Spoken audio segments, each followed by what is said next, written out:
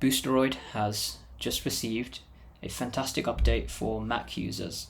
It now supports Apple Silicon natively, so there is a native application for the M1 and M2 architecture, which means there's no translation using Rosetta from the Intel x86 architecture to 64-bit Apple architecture, which means the application is more optimized now for Apple Silicon hardware like MacBooks that run on the M1 and M2 chip variants. And this is fantastic news. This means probably better battery life and probably more stability. I'm going to be doing more testing soon, so I'll be able to see how good the battery life is with this new update. But right now, as you can see, I'm playing Overwatch. This is the new Lucio Ball game mode. Not new, but it's remixed. They released this remix last year, and yeah, I was scoring quite a few goals in this clip.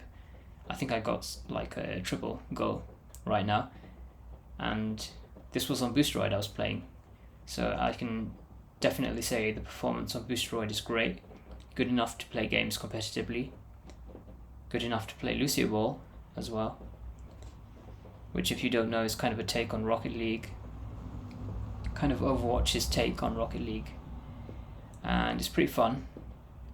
Managed to get the new Doomfist skin, but yeah, Boosteroid is getting better and better, continuing to improve. And I think one suggestion I do have, it would be amazing if they added a windowed mode, so you could play in a window rather than full screen. Sometimes this is better on 4K displays because it has 1-to-1 scaling if you're running in a window, and that makes the image look a bit sharper. And also, it would be great if we could choose our server, like if we could choose to wait for a closer server, maybe if there's a queue or something, and you would optionally have it so that you can queue for your closest server, or you can get into a server immediately and that will put you on any available server. But right now, Boosteroid is really amazing. It's definitely a competitor for GeForce Now, a worthy competitor.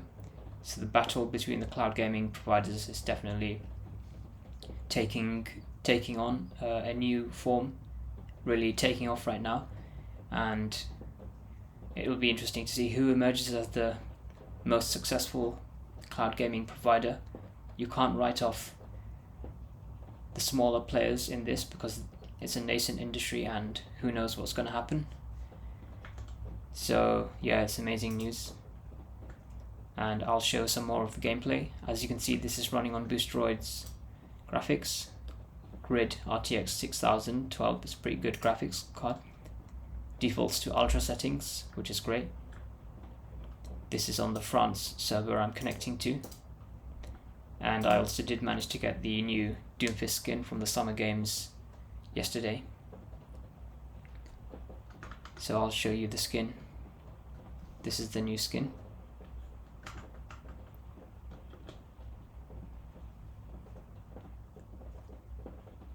It's like a tropical theme, summer theme. You can imagine he's going on holiday or something. But yeah, it's a pretty cool skin.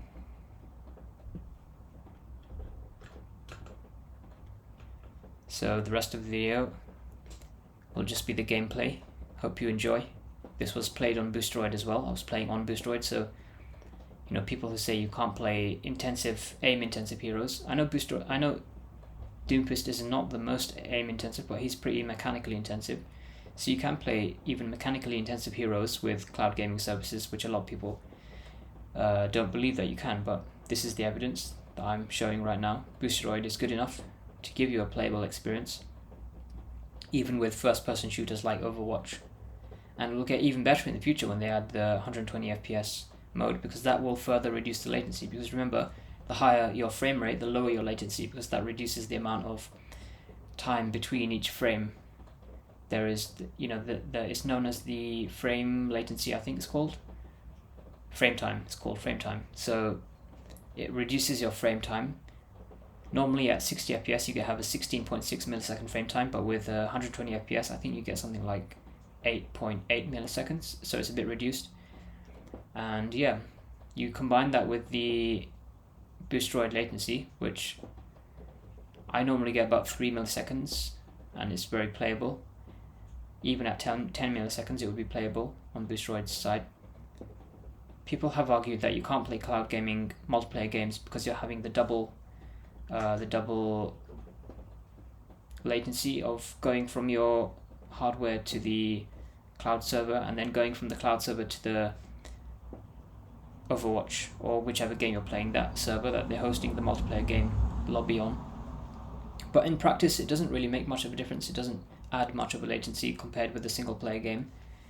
I haven't noticed that myself. So Overwatch is very optimized as well for good latency, so it does depend on the game, I guess, but I haven't noticed a big difference between single player and multiplayer games as far as how difficult it is to control your character. And remember, you always want to use a Ethernet cable to get the best possible latency and try and upgrade yourself to fiber connection. A lot of the time fiber optic connection is cheaper than even the normal copper type of broadband deals that are around right now. The broadband that I'm using right now is only £30 per month, and that's including phone line. It's actually £20 per month that I pay.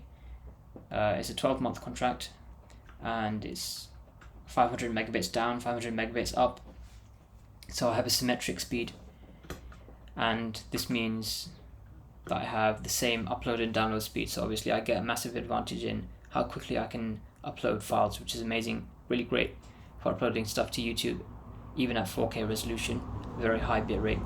I always try to make my videos the very highest bitrate possible, so that you, the viewers, get the best possible quality of gameplay as you're watching, and it's closest to how I see right now on my screen, because there's a lot of compression involved with YouTube, so you don't always get the best representation of a service by watching on YouTube. You have to experience it for yourself, and I do recommend trying out Boosteroid for yourself. Really, first do a speed test beforehand so you know you have the best connection, and remember to use Ethernet cable, and if that's giving you a good result within the range of less than 20 milliseconds and more than, say, 30 megabits per second, then you should be fine. And I 100% recommend trying out Boosteroid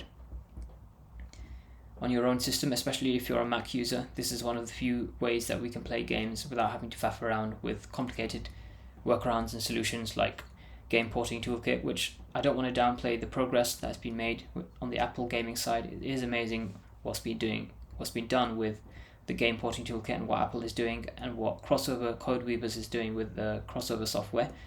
But I do want to say that the complexity means that it's not always a viable solution for the average consumer.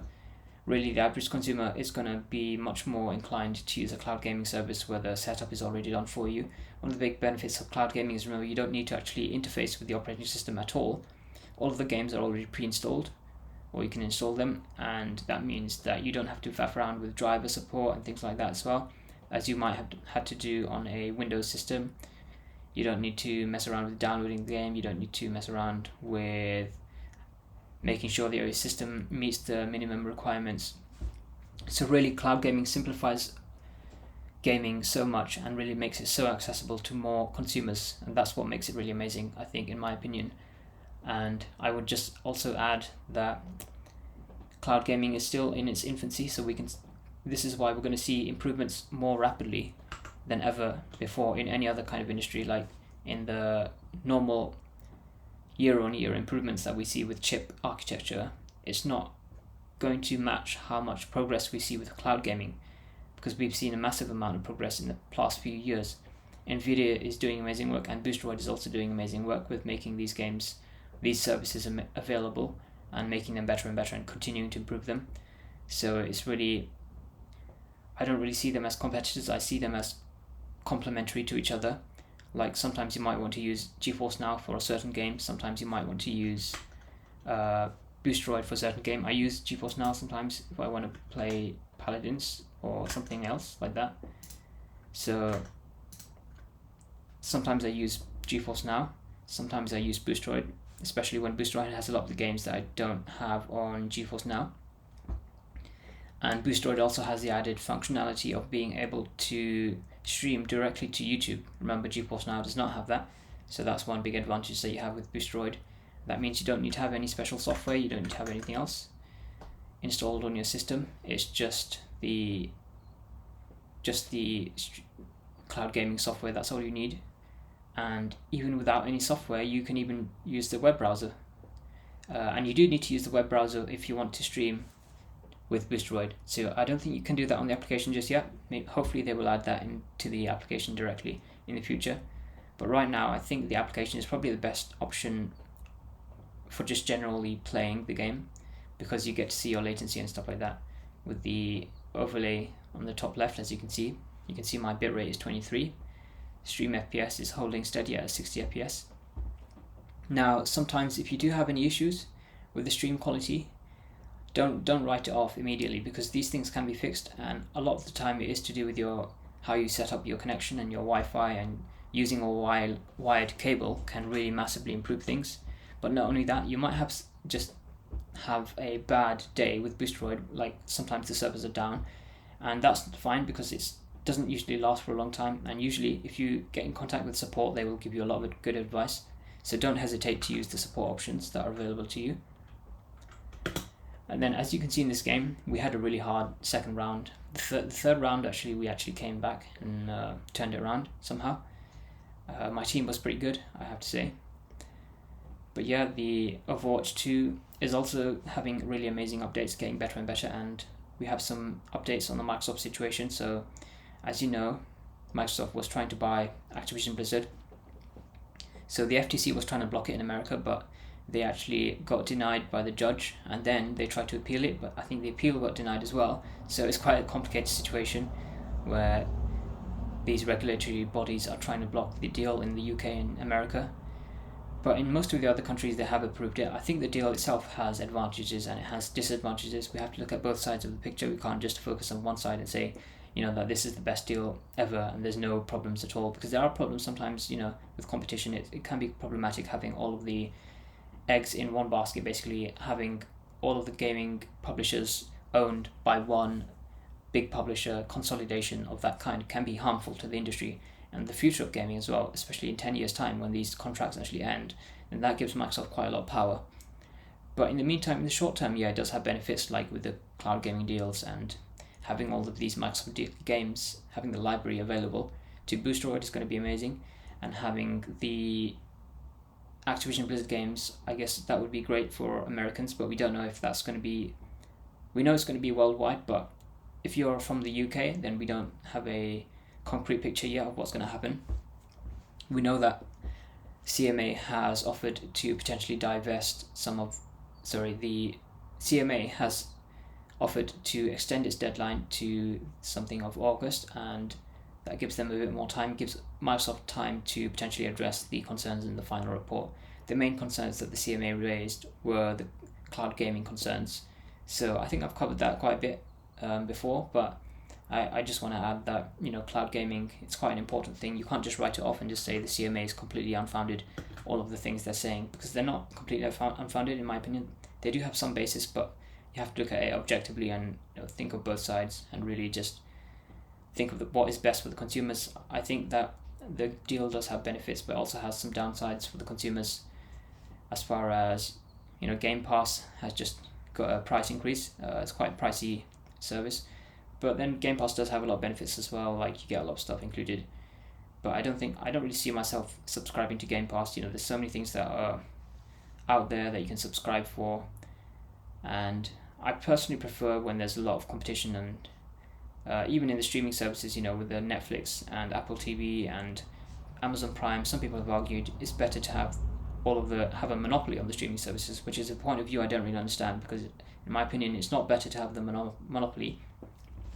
People have argued, you get all of your shows on Netflix. If it's a monopoly, then you don't have to keep swapping between providers, and you have all of your shows. You don't have to pay triple to get all of your shows from different providers, like from Amazon Prime and then Disney Plus and then whoever else. But in my opinion, it's better to have competition, because that means services are forced to increase their quality and reduce their costs in response to competition. Like we saw with Netflix, they gave the ad-supported tier, which meant they had to reduce the prices, and it's a similar situation with the Microsoft as well. It's not quite the same, but with streaming services, we saw how Netflix has competition from Apple TV. And Apple TV is a really amazing deal. I think Apple TV have some of the best shows right now that you can watch. Some of the shows I can recommend are Servant is an amazing kind of thriller horror type of show, which is directed partly by Shyamalan, who was behind, I think his name's Midnight. What was his name? Okay, I can't remember his name, but he was behind The Sixth Sense, which is one of the most highly acclaimed horror movies. Highly recommend watching The Sixth Sense if you haven't watched it. I think it was released in 1998. But yeah, I'm kind of going off on a tangent there. But yeah, that was Overwatch. Hope you enjoyed the gameplay. This was played on Boosteroid. So yeah, I've been having a lot of fun and been playing a lot of Overwatch on Boosteroid. So thank you for watching the video.